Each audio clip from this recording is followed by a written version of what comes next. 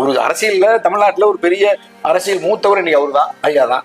மக்கள் களத்துல கருத்தியல் களத்துல சாதி மதங்களை கடந்து ஒட்டுமொத்த தமிழ் சமூகத்தினுடைய இப்ப நீங்க மதுவுக்கு எதிரானதா இருந்தாலும் திரைப்பட மோகத்துக்கு எதிரானதா இருந்தாலும் ஒரு நவீன சமூகத்தை சீர்திருத்துவதற்கு மருத்துவரையா அவனுடைய அந்த நிழல் பட்ஜெட் நிதிநிலை அறிக்கையெல்லாம் பார்க்கணும். எடப்பாடியை போய் குறைந்தபட்சம் அவர்களை மரியாதை நிமித்தமா பேசி கலந்துரையாடாச்சு. இப்ப மண்ணுடைய இருக்காங்க, ஒரு ஃப்ரெண்ட்லி அப்ரோச் இருக்கு முதல்ல.